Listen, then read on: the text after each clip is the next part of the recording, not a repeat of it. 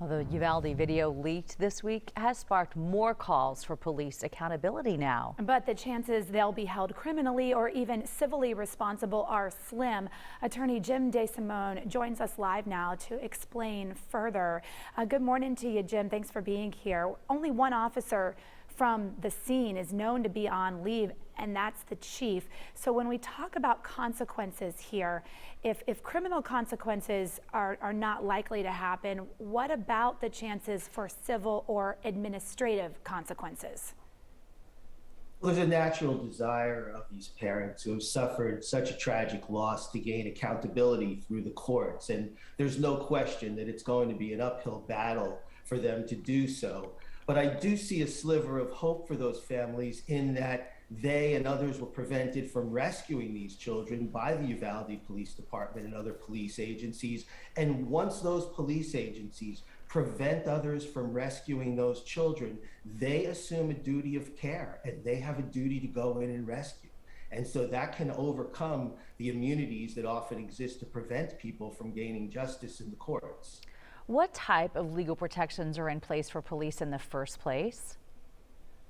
Well, you have generally sovereign immunity, which goes back to British common law that says the king can do no wrong and you can't sue the king. And in Texas, you have an exception if the public official gets in a car accident, uses a piece of property that causes some injury.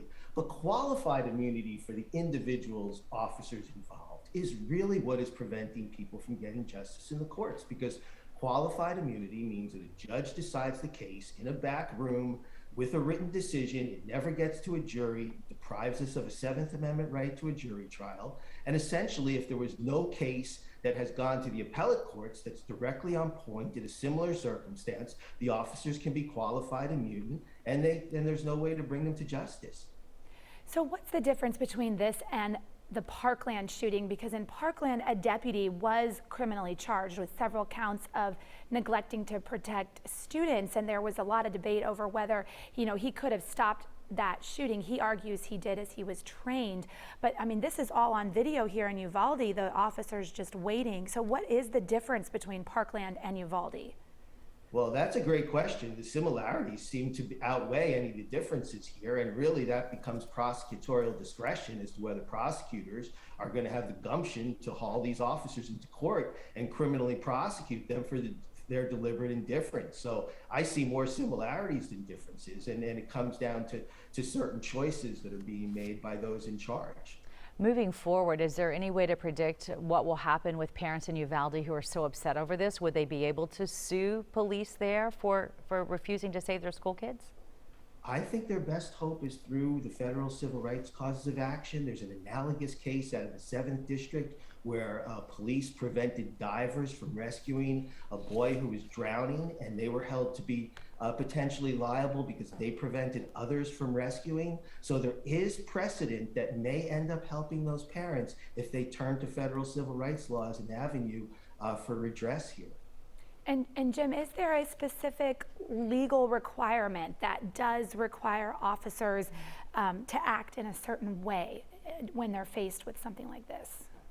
There really isn't. I mean, it's notoriously difficult to sue the police for failing to intervene in a particular circumstance. They are given a wide degree of discretion, but that legal doctrine where if you prevent someone from engaging in that rescue, then you assume that responsibility, that general rule of law is what gives me and others some hope that there may be a way to get justice in the courts for the police, what was clearly deliberate indifference in the face of children who were being subjected to gunfire. Well, certainly it's such a high-profile case. Certainly our hope, our prayer is that major lessons are learned like this so that no family has to deal with something so tragic like this again. Thank you for your time this morning and for walking us through all that, Jen. Absolutely. Thank you so much.